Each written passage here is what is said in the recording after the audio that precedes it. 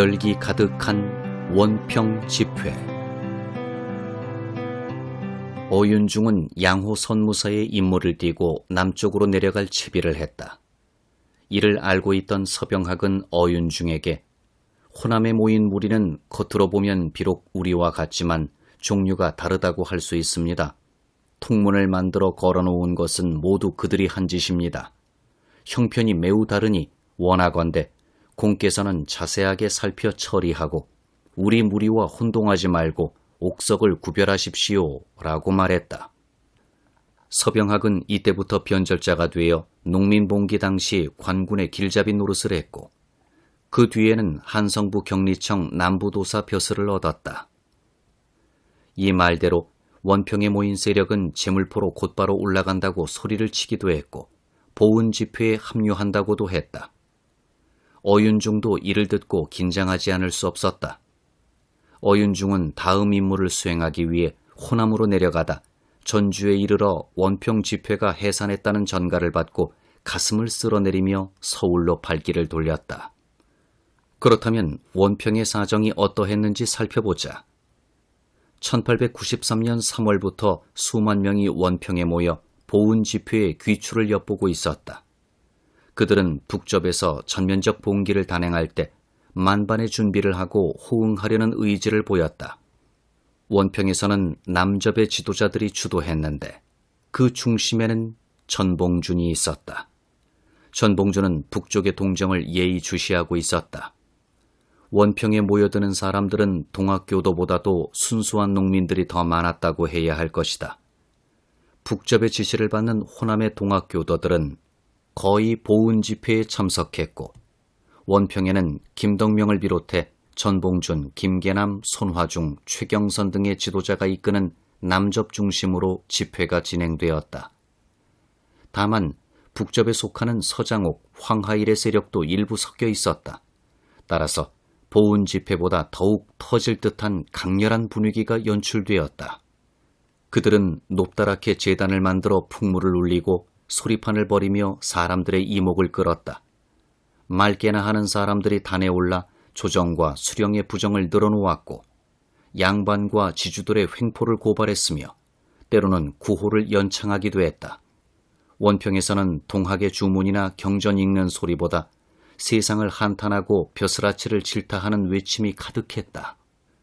한편에서는 모래밭에 솥을 걸어놓고 소를 잡아먹거나 여기저기에서 막걸리판을 버려놓고 왁자지껄 떠들었다. 얼큰하게 취한 농민들은 제각기 불평의 소리를 토해냈다. 갓나나의 몫으로 군포를 매기고는 강제로 소치나 숟가락 몽당이를 거두어 갔다.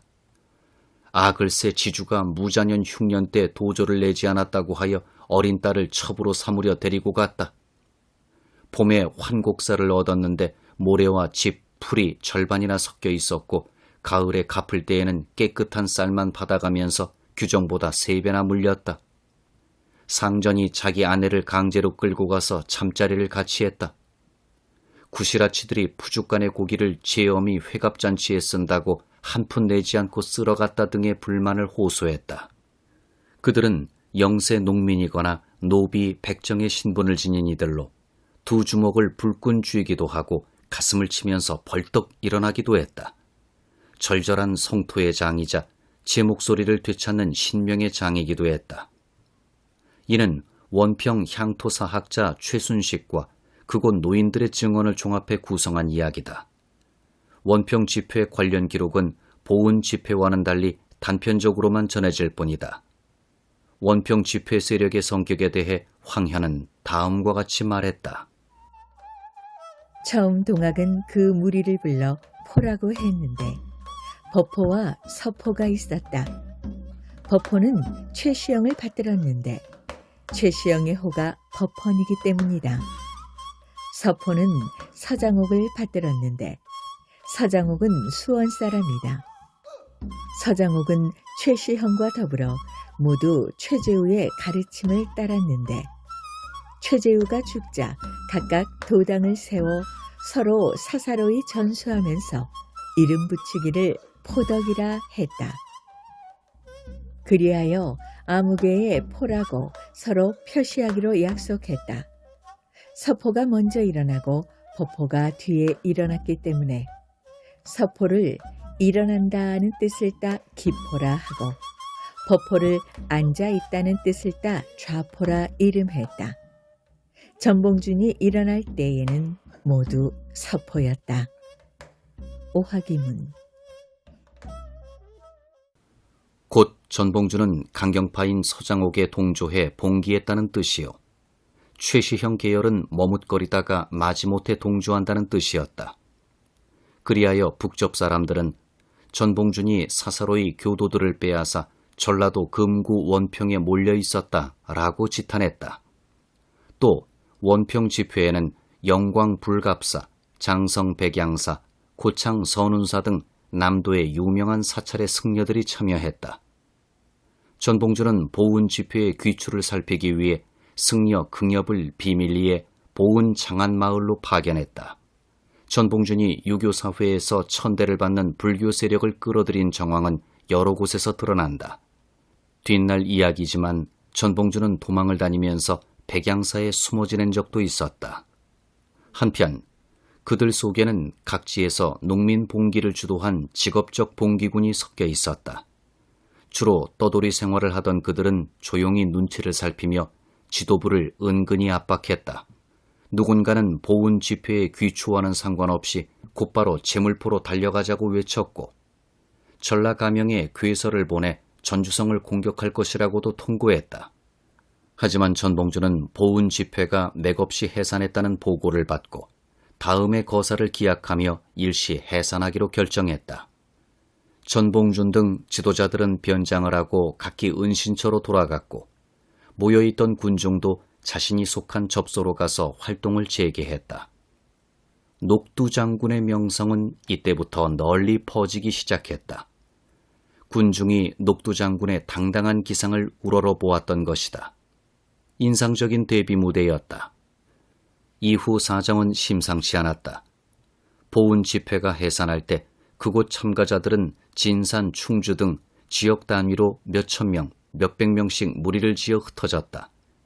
많은 사람의 힘으로 관군의 단속을 막으려는 것이었다. 돌아간 그들은 지뢰의 삼도봉, 진주의 덕산, 상주의 우복동, 지리산 등지에서 관아에 맞섰다. 원평 집회의 경우 참여한 농민군 400여 명은 보은으로 올라가다 진산에서 어윤중을 만나 해산하기도 했으며 순창에서 수천 명이 다시 모이기도 했다. 한편 경상도의 밀양, 전라도의 삼례 등지에도 수천 또는 수백 명씩 모였다가 흩어졌다. 충청도 청풍에서는 관아를 습격해 분탕질을 치기도 했다. 그 밖에 개성, 여주, 이천, 충주 등 곳곳에서도 군중이 수백 명씩 모였다가 흩어졌다고 하니 조정으로서는 보통 놀랄 일이 아니었다. 역사에 가정은 없다지만 만약 원평 집회에서 전봉준 등의 주장대로 이때 두 집회의 힘을 합쳐 전면적 무장봉기를 단행했다면 어떤 결과가 빚어졌을까? 전국 병영의 군사들은 전혀 훈련되지 않았고 무기도 녹슬어 무기고에 처박혀 있었으며 사기도 말이 아니었다. 또 청나라군이 서울에 일부 주둔하고 있었으나 일본군은 거의 진출하지 않은 상태였다.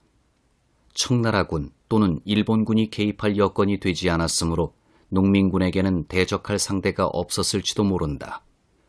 이런 일촉즉발의 상황에서도 조정에서는 미봉책으로 일관하면서 전면적인 개혁 정책을 실시하지 않았고 오히려 동학농민군 토벌작전을 서둘렀다.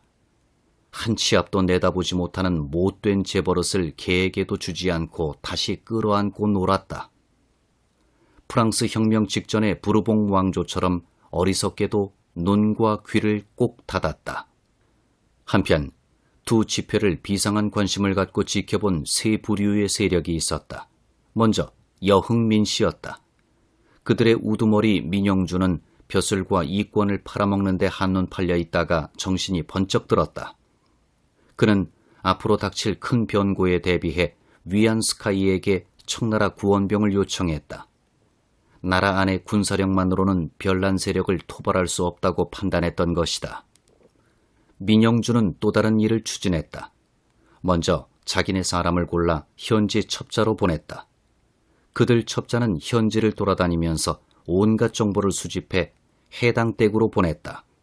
민영주는 그 정보를 바탕으로 조정에 나가 대비책을 세웠다. 종래의 군사를 개편해 친군영 소속으로 평양에는 서영, 강화도에는 시명, 청주에는 진남영, 대구에는 남영, 전주에는 문암영이라는 이름으로 지방 수비군을 배치했다. 이때 그들 군사 경비는 국가 재정이 아니라 현지에서 조달하게 하여 백성의 고통을 더욱 가중시켰다. 예를 들어 호남에서는 문암영의 경비로 대나무밭에 죽세라는 명목의 세금을 받아 원성을 샀다. 둘째, 청나라 사람들, 곧 중국의 정치 권력을 틀어쥐고 있는 이홍장과 조선에 들어와 거들먹거리는 위안스카이 등이었다.